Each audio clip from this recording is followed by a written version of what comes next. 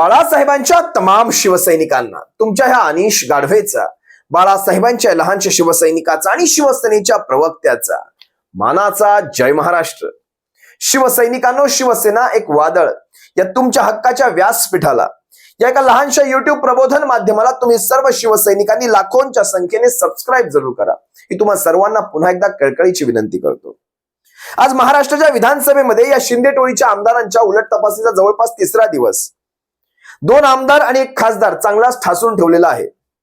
ज्या प्रकारे या आमदारांची आणि या खासदारांची भंबेरी उडते, विधानसभेमध्ये देवदत्त कामत ज्या प्रकारे ह्यांची शाळा घेतायत, ज्या प्रकारे ह्यांची ततपप होते, ते पाहता भविष्यात ही साक्ष, हे सारे काही घटनाक्रम, पुरावे हे सारे यांना जड जाताना दिसत आहेत, सारे जड जाताना दिसत आहेत. आणि ह्यांच्या वकिलांच्या, शिंदे टोळीच्या वकिलांच्या हे नजरेत देखील येतं की हे सारं जड जाणार आहे.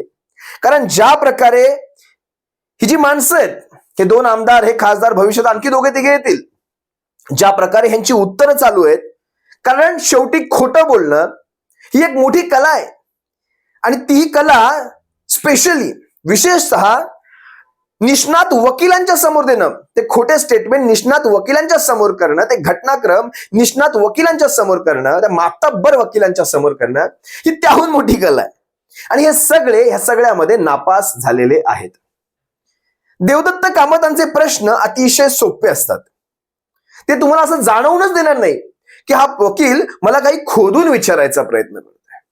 ते अगदी साधे सोपे प्रश्न विचारतायत, जे तुमच्या रोजच्या आयुष्याचा भाग आहेत. गेला होतात का? गेलो होतो. त्यांना पाठिंबा आहे का? हो आहे. तुम्ही बैठकीला होतात का? हो होतो. बघा, लक्षात घ्या, तुम्हाला वाटत असेल हे प्रश्न ऐकताना देवदत्त कामत अगदी एवढे सोपे प्रश्न का विचार. आणि सगळ्यात पहिला आणि महत्वाचा प्रश्न म्हणजे, आपण त्या श्रीनिवास वनगांसारख्या किंवा बांगरांसारख्या अशा आमदारांना का नाही बोलवलं, ज्यांची अशीच बोलताना भंबेरी उडेल. आपण हे जरा मातब्बर का बोलवलेत, जसे की सामंत असतील, केसरकर असतील, ज्या प्रकारे आज योगेश कदम, शिकलेले, सुशिक्षित, यांना आपण का बोलवतोय, असा बऱ्याच जणांना, बऱ्याच शिवसैनिकांना प्रश्न पडला असेल. पण लक्षात घ्या, बैल जितका अति शहाणा असतो ना, तितका त्याचं काय म्हणतात, अति शहाणा त्याचा बैल रिकामा. ती म्हण काही ठिकाणी अगदी योग्य लागू होते. अति शहाणा त्याचा बैल रिकामा, अति शहाणा. आज राहुल शेवाळे ज्या प्रकारे उत्तर देत होते, नवल वाटलं अशी माणसं संसदेत खासदार आहेत. ठीक आहे, हरकत नाही. कालची साक्ष पहा. परवा दिवशीचं मी विश्लेषण तुमच्या सर्वांसमोर ऑलरेडी केलेलं आहे, दिलीप लांडेंचं. दिलीप लांडेंची काल साक्ष ज्यावेळेस संपली, त्यावेळेस फक्त 2 ते 3च प्रश्न विचारले गेले की तुमच्या फ्लाईटचा खर्च, गुवाहाटी, सुरतच्या, गोव्याचा, हॉटेलांचा खर्च कुणी केला होता? तर हे म्हणाले, मला माहित नाही, तो माझ्या वैयक्तिक आयुष्याचा भाग आहे. ठीक आहे. त्यांना असं वाटलं की ते सोपा प्रश्न आहे, मी किती सोपं उत्तर देऊन बसलेलो आहे याच्यावर. त्यांना माहिती नाही, या एकेका हो नाही मध्ये बऱ्याचशा इतर गोष्टी क्लिअर होतात, जेणेकरून तुम्ही गेला होतात हे सिद्ध झालेलं आहे. तुम्ही खर्चाचा तपशील देऊ नका, पण तुम्ही हे पण म्हटलं नाही, मला माहित नाही, मी गेलोच नाहीये. आता लक्षात घ्या, वैयक्तिक आयुष्याचा भाग हे माझं तुमचं बोलणं राहिलं, हे वकिलांच्या प्रश्नात कुठे नव्हतं, हे माझं तुमचं बोलणं. हे म्हणतायत माझ्या वैयक्तिक आयुष्याचं. याच्या अगोदर जवळपास इतक्या वर्षांमध्ये कधी गुवाहाटीला गेला होता का वैयक्तिक आयुष्यामध्ये? जाऊ द्या, आपण हे सोडून देऊयात तो प्रश्न. त्याच्यानंतर ज्यावेळेस यावर यांची साक्ष संपली, यांना काय जास्तीत जास्त घटनाक्रम शेवटी विचारले गेले आणि खर्चांचे तपशील विचारण्यात आले की भाजपने खर्च केला होता की एकनाथ शिंदेंनी खर्च केला होता. आणि हा खर्च हा अतिशय महत्वाचा फॅक्टर आहे. बरं, देवदत्त कामतांना ह्या सगळ्या गोष्टी इतर सोर्स कडून मिळू शकतात, त्याचे पुरावे असणार आपल्याकडे. पण ह्यांना विचारण्याचं कारण तुम्ही किती कबूल होताय हे पाहायचं, नंतर हे खोटं सिद्ध करायचं. त्यानंतर पुढची साक्ष नोंदवण्यासाठी योगेश कदमांना विटनेस बॉक्स मध्ये बोलावण्यात आलं. योगेश कदम आले. योगेश कदमांना देवदत्त कामतांनी अतिशय साधे प्रश्न विचारले की ज्यावेळेस स्पीकरची निवडणूक होत होती, त्यावेळेस शिंदे गटाकडनं तुम्हाला कुठला व्हीप बजावण्यात आला होता का? कारण इकडे नार्वेकर होते, इकडे राजन साळवी होते. तर ह्या तरुण आमदाराने उत्तर दिलं, मला आठवत नाही. तरुण आमदाराने उत्तर दिलं, मला आठवत नाही. आता तरुण आमदार, तडफदार आमदार, निष्ठावंत आमदार, फक्त निष्ठावंत शब्द वापरू नका बरं. यांना खानदानी निष्ठावंत असा शब्द वापरा. खानदानी निष्ठावंत आहे, अव्वल दर्जाचे खानदानी निष्ठावंत. या आमदारांनी सांगितलं मला आठवत नाही. त्यावेळेस देवदत्त कामत म्हणाले, तुमच्या प्रतिज्ञापत्राप्रमाणे असा कुठलाही व्हीप बजावण्यातच आला नव्हता तुमच्या प्रतिज्ञापत्राप्रमाणे. आणि त्यावेळेस खरंच शिंदे गटाकडनं कोणताही व्हीपच बजावण्यात आला नव्हता, कारण त्यांच्याकडे तसा अधिकारच नव्हता. आणि हे म्हणतायत मला आठवत नाही. ठीक आहे, पुढचा प्रश्न विचारला, ईमेल आयडी जो विधानसभा सदस्यांच्या त्या माहिती पुस्तिकेमध्ये आहे तो ईमेल आयडी बरोबर आहे का? हे म्हणतात मला माहित नाही, कारण याच ईमेल आयडी वर ह्यांचा व्हीप धाडण्यात आला होता. कारण विधानसभेच्या पुस्तिकेमध्ये जे ईमेल आयडी असतात, पत्ता असतात, जी काही पर्सनल माहिती असते आमदारांची, विधानसभेच्या सदस्यांची, ती प्रमाण मानली जाते, तीच अंतिम सत्य मानली जाते, त्याच्यावरच सारा काही कामकाजाचा भाग असतो. हे म्हणतात तो बरोबर नाही, चुकीचा आहे. आता पुढचा प्रश्न असा होता, ज्यावेळेस भरत गोगावले यांची प्रतोदपदी नेमणूक होत होती त्याचा तरी व्हीप तुम्हाला मिळाला का? लक्षात घ्या, यांनी खूप इंटरेस्टिंग उत्तर दिलेत. प्रत्येक आमदार ठरवून झाला होता की शिंदे गटाला पाताळातच धाडायचंय. काय झालं बघा पुढे, भरत गोगावलेंची 3 जुलैला व्हीप पदी नेमणूक झाली, हे खरं आहे का? पहिला प्रश्न विचारला. म्हणतात ऑन रेकॉर्ड आहे, त्यांनी बोलणं टाळलं बरं याच्यावर. मग 3 जुलैला व्हीपची नेमणूक केली, त्याचं पत्र तुम्हाला मिळालं होतं का? म्हणजे व्हीपचं पत्र त्या निवडणुकीसाठी तुम्हाला मिळालं होतं का? तर म्हणतात, परत म्हणाले मला लक्षात नाही, तरुण तडफदार आमदार, मला लक्षात नाही. मग व्हीप नसताना तुम्ही तुमच्या मनाने वोटिंग केलं का? तर म्हणतात हो. 21 जुलैचा व्हीप म्हणजे तुम्ही धुडकावला, कारण शिवसेनेचा अधिकृत व्हीप आला होता, मग तो तुम्ही धुडकावला. राजन साळवींच्या विरोधात तुम्ही मतदान केलं, हे यातून सिद्ध होतं. हे साधे प्रश्न आहेत, पण ते असेच विचारले जात नाहीयेत की देवदत्त कामतांचा वेळ फुकट जातोय किंवा त्यांना वेळ जात नाहीये कुठेतरी म्हणून तो ते घालवायचं आहे. हे सारं त्यातून सिद्ध झालं की तुम्ही तुमच्या मनाने मतदान केलं. काय म्हणतायत, पक्षामध्ये स्प्लिट सिद्ध नाही, पक्ष प्रमुखांच्याच हातात होता, तोपर्यंत हे सारं सिद्ध होत आहे. मग तुम्ही तुमच्या मनाने तुम्हाला जे मन सांगेल तसं तुम्ही मतदान करू शकत नसतात. तसा नियम नाहीये तिथे. ते वैयक्तिक स्वातंत्र्य वगैरे हा तिथला भाग येत नाही. विधिमंडळ कामकाज हे वेगळ्या नियमांनी चालतं. तिथे तुम्हाला पक्षादेश पाळावाच लागतो. जो तुमचा व्हीप होता तो तुम्ही धुडकावलेला आहे आणि तुमच्या मनाप्रमाणे तुम्ही मतदान केलेलं आहे. याचा अर्थ स्पष्ट आहे की तुम्ही पक्षादेश धुडकावला. 2 जुलैचा व्हीप प्रभूंचा मिळाला का? यांनी उत्तर दिलं नाही. आता तुमचा विधानसभेच्या त्या डायरीमध्ये तुमचे ईमेल आयडी, कारण शेवटी ही ज्याची त्याची वैयक्तिक जबाबदारी येते, माहिती अपडेट करणं ही ज्याची त्याची वैयक्तिक जबाबदारी. योग्य ती माहिती तुम्ही अपडेट केलेली नव्हती. या सगळ्या तांत्रिक गोष्टींचा आधार घेतला जातो. तुम्ही ज्या पक्षात आहात त्याचा व्हीप मान्य करणे हे तुमच्यासाठी बंधनकारक, हा अतिशय योग्य प्रश्न विचारला गेलाय. बंधनकारक आहे का? तर काय म्हणतायत, हो. म्हणजे व्हीप मान्य करणं हे बंधनकारक आहे, हे तुम्हाला कळतंय आणि हे तुम्हाला ज्ञात आहे. हे ज्ञात असून देखील तुम्ही तुमच्या सत्सद विवेक बुद्धीला जे पटलं ते तुम्ही केलं, हे इथे सिद्ध झालं. लक्षात घ्या. आता पुढे काय, 30 जून भाजपासोबत एकनाथ शिंदे गेले, याबद्दल तुम्ही सहमत आहात का? म्हणजे तुम्ही त्याला पाठिंबा देता का 30 जूनचं? तर हो म्हणाले. 20 ते 21 जून मध्ये तुम्ही कुठे होतात हा प्रश्न विचारला. मुंबईत होतात. मग ज्या वेळेस मला वाटतं 21 जूनला शिवसेना अधिकृत पक्षाची ज्यावेळेस बैठक झाली त्यावेळेस तुम्ही कुठे होतात? ते म्हणतात मी मुंबईतच होतो, पण मी बैठक अटेंड केलेली नाही. त्याच्यानंतर गोगावलेंनी मला तिकडे आणि ह्यांची देखील तिकडे सुरतमध्ये एक बैठक झाली. ते म्हणाले म्हणजे तुम्ही त्या दिवशी सुरतला नव्हतात म्हणायचं. मग म्हणतात नाही मी तिकडे नव्हतो, पण मला गोगावलेंनी फोनवर सगळी माहिती दिलेली आहे. ही सगळी सोची समजी साजिश आहे बघा. एक एक हो किंवा नाही हे ऑन रेकॉर्ड घेतलं जात आहे. आणि कुठे कशी विसंगती लागणार आहे, सुसंगती आणि विसंगती या सगळ्या गोष्टींचा इथे उहापोह केला जाईल. त्यानंतर 21 जूनच्या वर्षावरच्या बंगल्यावरच्या म्हणजे तत्कालीन आपले मुख्यमंत्री उद्धव साहेबांनी जी मीटिंग घेतली होती त्यात तुम्ही गेला होतात का? तर म्हणतात अशी बैठकच झाली नाही. आणि ह्या उत्तरावर शिंदे गटाच्या आमदारांनी ह्यांना इशारे केले की तुम्ही अशा प्रकारची खुलके उत्तर देऊ नका, कारण अशा प्रकारची बैठक झाली नाही म्हणाल तर हे सगळे पुरावे घेऊन बसलेले आहेत. देवदत्त कामत आणि टीम हे सगळे पुरावे घेऊन बसलेले आहेत. अशी बैठक झाली नाही का? सारंच्या सारं ऑन रेकॉर्ड ठेवलं गेलेलं आहे, कुठेही लपवा छपवी नाहीये. मग विचार करा, आता पुढचे प्रश्न ज्यावेळेस यांनी परत विचारायला सुरुवात केली, परत तीच घिसीपिटी उत्तर, हो नाही हो नाही. त्यानंतर त्यांनी काय विचारलं, 21 जूनच्या बैठकीवर व्हीपवर तुम्ही सही केली आहेत, ही सही तुम्हाला मान्य आहे का?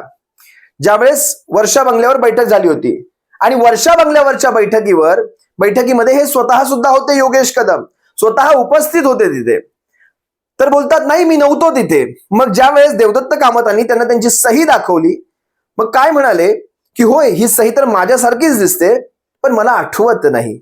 परत आठवत नाही. तरुण तडफदार आमदार सही दाखवली तरी पण म्हणतात मला आठवत नाही. त्यानंतर म्हणाले कॉमन रिप्लाय हा एक कामकाजाचा भाग असतो. त्या कॉमन रिप्लाय मध्ये तुम्ही व्हीप मान्य केला होता आणि तिथे सुद्धा तुमची सही आहे, तरी परत म्हणाले मला आठवत नाही. या सगळ्या गोष्टी सगळं तुम्हाला आठवेल ज्यावेळेस हे सगळं सुप्रीम कोर्टात जाईल ना, सारंच्या सारं तुम्हाला सगळं घटनेप्रमाणे आठवत जाईल. आधी ठरणार, आता बघा शेवटी काय ना, आधी हे ठरणार आहे की ह्यांचं कृत्य गैर होतं की नाही, आणि ह्यांचं गैरकृत्य ज्यावेळेस सिद्ध होईल त्यावेळेस हे हो हो हो जे म्हणालेत ना प्रत्येक ठिकाणी होय होय होय, हे सगळं तिथे तुम्हाला बदलता येणार नाही. कारण आज तुम्ही जिथे जिथे हो म्हणाला आहे ते ऑन रेकॉर्ड आहे आणि हे अशा प्रकारे ह्यांचा सगळ्यांचा संदर्भ लावला जाईल.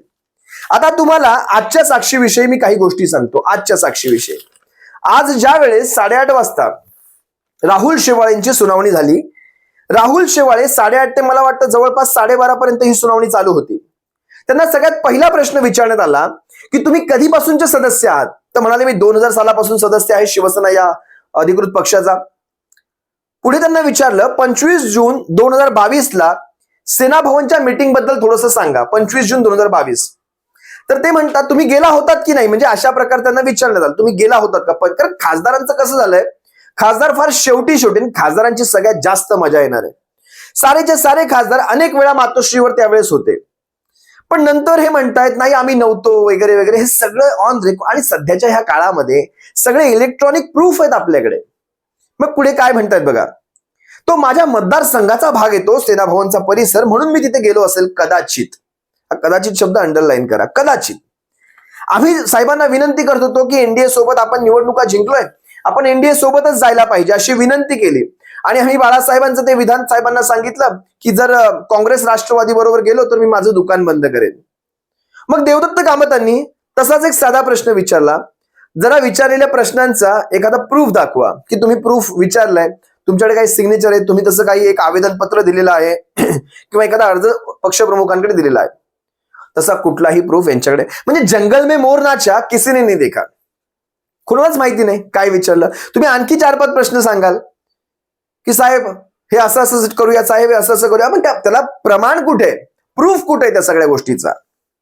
आता कामत यांनी ज्यावेळेस लिखित मध्ये मागितलं तेव्हा ह्यांच्याकडे कुणाकडेही त्याचा पुरावा सापडला नाही. ही सगळ्यात पहिली आणि महत्वाची नोंद तिथे घेतली गेली, कुठलंही काही नाही.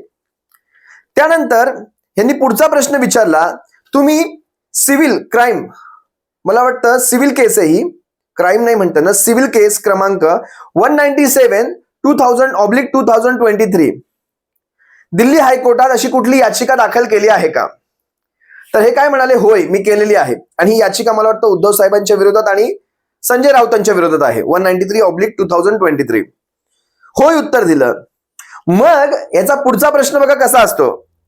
मग ह्या याचिकेमध्ये तुम्ही शिवसेनेच्या पक्षप्रमुखांचं, उद्धव साहेबांचं पद तुम्ही पक्षप्रमुख असं लिहिलेलं आहे. मग त्यावेळेस 2023 मध्येच ही याचिका जर आहे तर मग त्यावेळेस ते पक्षप्रमुख होते, जवळजवळ 23 पर्यंत तुम्ही त्यांना पक्षप्रमुख म्हणताय. मग आता अचानक तुम्ही पक्षप्रमुख नाकारू कसं शकता? हा एक विरोधाभास त्यांनी दाखवून दिला तिथे. बघा ह्या छोट्या छोट्या गोष्टी कशा इथे महत्वाच्या ठरतात. त्यांनी आणखी एक प्रश्न विचारला, तुम्ही म्हणताय उद्धव साहेब नियमित बैठका बोलवत नव्हते, हे खरं आहे का? त्यांनी म्हटलं होय नियमित बैठका बोलवत नव्हते. मग ही प्रथा कधीपासून सुरू झाली? ते म्हणतात बाळासाहेबांच्या काळापासून ही प्रथा चालू होती नियमित बैठकांची. बरं तुमचं ते खरं. यांनी पुढचे प्रश्न मग त्यांना कसे घेतले पहा. आता त्यांनी लगेच ह्या प्रश्नाला इथे कव्हर नाही केलेलं आहे, ह्याचा काउंटर त्यांनी पुढे कसा केलेला आहे पहा. त्यांनी पुढे आणखी एक वेगळा प्रश्न केला पॅराग्राफ 5 आणि 6 मध्ये, म्हणजे त्यांच्या प्रतिज्ञापत्राच्या पॅराग्राफ 5 आणि 6 मध्ये. कारण प्रतिज्ञापत्रात जेवढं असतं त्याच्या बाहेरचं विचारता येत नाही सहसा साक्षीमध्ये. त्यांनी 5 आणि 6 मध्ये काय प्रश्न केले, तुम्ही महाविकास आघाडीला कंटाळला होतात हे सत्य आहे का? ते म्हणाले होय. मग फडणवीसांनी 2019 मध्ये घेतलेली शपथ ही बरोबर होती का? अजित पवारांबरोबर जी शपथ घेतली ही बरोबर होती का? तर तुम्हाला ही गोष्ट तुम्हाला ज्ञात आहे का? तर त्यावर ते म्हणाले होय. म्हणजे महाविकास आघाडीला आम्ही वैतागलोय, पण ज्या फडणवीसांनी ज्यांच्याकडे ह्यांना जायची ओढ लागली होती त्यांनी स्वतः अजित पवारांबरोबर सरकार स्थापन केलं होतं, ते टिकलं नाही तो भाग वेगळा. मग तिथे तुम्ही ते ज्ञात असताना देखील तुम्हाला ही ओढ लागली होती. लक्षात घ्या, हे यांनी होय म्हणून केलं, ही देखील गोष्ट नमूद झालेली आहे. शिवसेनेचा मुख्यमंत्री होऊ नये म्हणून भाजपाने युती तोडली का, हा देखील एक प्रश्न केला गेला. कारण अजित पवारांबरोबरचं सरकार हे शिवसेनेचं सरकार यायच्या आधीच स्थापन झालं होतं. मग घाई कुणाला लागली होती? भारतीय जनता पक्षाला घाई लागली होती कशा ना कशा प्रकारे सरकार स्थापन करायचं आणि शिवसेनेचं सरकार येऊ नये यासाठी ही युती तोडली गेली होती का? तर त्याच्यावर ते म्हणाले मी याच्यावर काही मला बोलू शकत नाही, मला माहित नाही. विचार करा, त्यांनी आणखी एक ट्रिकी प्रश्न विचारला की ठाकरे परिवारातला आजपर्यंत कधी मुख्यमंत्री झाले नव्हते, मग ठाकरे परिवारातला मुख्यमंत्री झाल्यानंतर शिवसैनिकांमध्ये असेल पक्षामध्ये आनंद होता का? तर ह्या ट्रिकी प्रश्नावर ह्या माणसाने पटकन काहीही न बोलणं टाळलं. कारण इथे नाही म्हणावं तरी पंचायत, हो म्हणावं तरी पंचायत. कारण शेवटी ह्यांना नाही म्हणायचं असणार, पण नाही म्हणू शकत नाही. कारण त्यावेळेस ते पक्षप्रमुख होते आणि त्याच वेळेस जर नाही म्हणाल तर कारण द्यावी लागली असती. काय कारण? आणि ती कारण देता देता यांची दमछाक झाली असते. अतिशय योग्य वेळी यांनी प्रश्न टाळला की मला माहित नाही. बघा, यांनी पुढचा मागाचा जो प्रश्न मी तुम्हाला सांगितला की यांच्याकडनं वारंवार म्हणजे राष्ट्रीय कार्यकारिणीच्या बैठका घेत नव्हते, तर त्यावर पुढचा प्रश्न विचारला मग एकनाथ शिंदेचा पक्षामध्ये नेतेपदी कधी समावेश झाला? त्यावर हे म्हणतात मला एक्झॅक्ट डेट आठवत नाही, पण 2018 मध्ये नेते म्हणून निवड झाली होती 2018 मध्ये.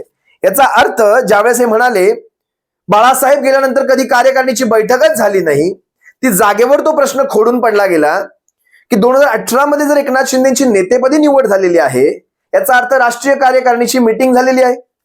काय म्हणतात बघा, म्हणजे फुटीच्या अगोदर बैठक झाली होती, राष्ट्रीय कार्यकारिणीमध्ये हा ठराव मंजूर करण्यात आला होता आणि त्यांची शिवसेनेच्या नेतेपदी, हे शिवसेना नेते हे अंतर्गत पद आहे, मुख्य नेते ह्या शब्दाविषयी मी बोलत नाहीये शिवसैनिकांना.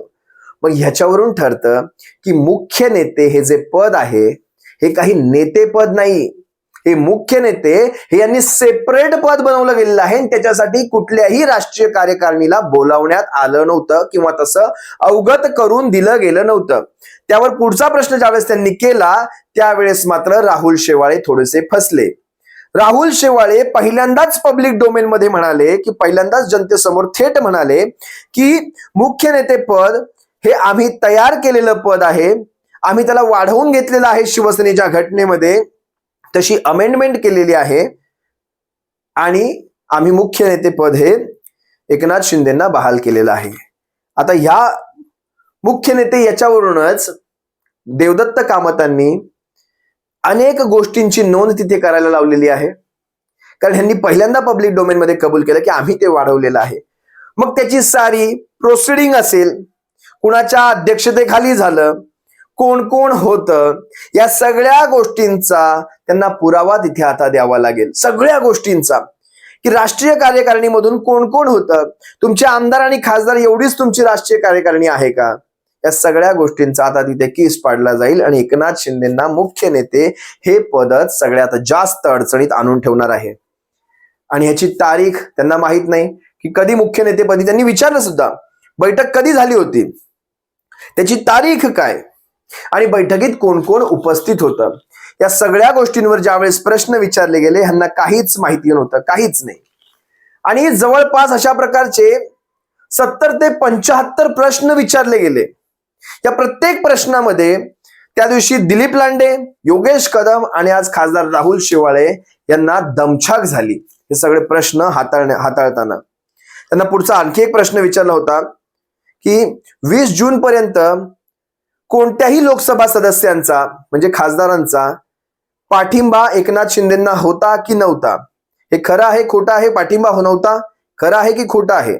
तर ते म्हणतात नाही, हे खोटं आहे. कारण विचार करा, ज्यावेळेस देवदत्त कामत असा प्रश्न विचारतायत त्या अर्थी त्यांच्याकडे असे काही पुरावे आहेत ज्याच्यावर खासदारांचा जवळपास जून काही अख्खा जुलै जरी गेला तरी देखील खासदारांची कुठेही इन्व्हॉल्वमेंट नव्हती, कारण हा विषय खासदारांपर्यंत पोहोचलाच नव्हता कुठेही. मग हे म्हणतात नाही, आमचा पाठिंबा होता, पण त्या पाठिंब्याचं कुठलंही यांच्याकडे प्रूफ नाही. पण शिवसेनेकडे प्रत्येक बैठकीमध्ये सारे खासदार उपस्थित असल्याचे सारे प्रूफ आहेत. जितकं खोटं बोलतील, आज सुनील प्रभू साहेब म्हणाले, जितकं हे खोटं बोलतील तितकं हे प्रकरण त्यांना तितकंच जड जाणार आहे आणि खऱ्या खोट्यामध्येच ही केस सक्सेस होणार आहे. जे खरं आहे त्याचाच शेवटी इथे विजय होणार आहे. ज्या वेळेस बघा ना, तुम्हाला एक उदाहरण सांगतो. ज्या वेळेस सिम्बॉल आणि नावासाठी एकनाथ शिंदेंनी इलेक्शन कमिशन ऑफ इंडियाकडे जो अर्ज केला होता, त्या अर्जामध्ये ज्या सह्या आहेत त्या सह्यांमध्ये कुठल्याही खासदाराची सही नाही. श्रीकांत शिंदेंचं मला माहित नाही, पण इतर कुठल्याही खासदाराची स्वाक्षरी त्याच्यावर नाही. हे स्पष्ट करतं की खासदारांची कुठेही इन्व्हॉल्वमेंट नव्हती. त्यानंतर राहुल शेवाळेंच्या आधी शिवसेनेच्या संसदीय दलाचे नेते कोण होते वगैरे हा प्रश्न विचारला, तेव्हा त्यांनी सांगितलं विनायक राऊत. म्हणजे याचा अर्थ असा की विनायक राऊतांच्या नंतर यांची नेमणूक करण्यासाठी कुठेतरी तर बैठक झाली असेल. या सगळ्या बैठकींना ऑन रेकॉर्ड घेतलं जाईल आणि त्या बैठकींचे पुरावे मागण्यात येतील. त्या बैठकीत नेमकं काय ठरलं, कुणी अनुमोदन दिलं, कुणी स्वाक्षऱ्या केल्या, कुणाचा पाठिंबा आहे, या सगळ्या गोष्टींचा तिथे केस पाडला जाईल. आणि अचानक काय होत होतं, मध्ये मध्ये यांचा मराठीवरचं एक प्रेम बाहेर येत होतं की म्हणजे ज्यावेळेस प्रश्न अंगाशी येत होता, प्रश्न अंगाशी शेकत होता, अचानक म्हणायचे मला मराठीत विचारा. तुम्ही थेट विधानसभेच्या अध्यक्षांना रिक्वेस्ट करू शकला असतात की मला हे कामकाज मराठीतून पाहिजे, पण तुम्ही कुठेतरी वकिलांना त्यांच्या प्रश्नापासून बगल देण्यासाठी, मजबूर करण्यासाठी तुम्ही तिथे इंटरप्ट करत होता. ज्यावेळेस सुनील प्रभूंना देखील मराठीतून हवं होतं त्यावेळेस त्यांनी विधानसभेच्या अध्यक्षांना तशी विनंती केली होती की मला इंग्रजी समजतं, बोलता येतं, लिहिता येतं, पण मला माझ्या मातृभाषेतून मी जास्त कम्फर्टेबल आहे, त्या प्रकारे मला ती सोय तयार करून देण्यात यावी. ही रिक्वेस्ट त्यांनी विधानसभेच्या अध्यक्षांना म्हणजे राहुल नार्वेकरांना केली होती. इथे तुम्ही थेट वकिलांना तसं बोलताय. हा फरक आहे दोघांमध्ये. आणि बऱ्याच प्रश्नांवर ज्यावेळेस शेवाळे म्हणत होते की मला आठवत नाही, खरं तर माझ्या माहितीप्रमाणे ही जी सुनावणी एखाद्या लिफ्टमध्ये किंवा मॉलमध्ये झाली असती ना, मॉलमध्ये एखाद्या लिफ्टमध्ये काही जुन्या गोष्टींचा उजाळा मिळाला असता त्या गोष्टींना आणि बऱ्याचशा गोष्टी आठवायचा प्रयत्न झाला असता, लिफ्टमध्ये किंवा मॉलमध्ये घेण्यात आली असती तर. अशी ओपन लिफ्ट असते ना ती, त्या ओपन लिफ्टमध्ये वगैरे ही मुलाखत झाली असती तर बऱ्याच जुन्या गोष्टी आठवल्या असत्या आणि मग ह्या पण गोष्टी आठवायला सुरुवात झाली असती. असो, तुम्हा सर्व शिवसैनिकांची रजा घेतो. सप्रेम जय महाराष्ट्र. ही लढाई फक्त खऱ्या आणि खोट्यावर आहे. आपले निष्णात वकील एक एक गोष्ट अशा प्रकारे विचारून त्या सगळ्या डॉक्युमेंट करून घेत आहेत आणि ज्यावेळेस शेवटचा बॉम्ब फोडतील त्यावेळेस हे सगळं जे होय होय होय होय आहे ना, हे सगळे ह्यांना नाकारता येणार नाही. एवढंच मात्र तुम्हाला सांगतो. तुम्हा सर्वांची रजा घेतो. सप्रेम जय महाराष्ट्र.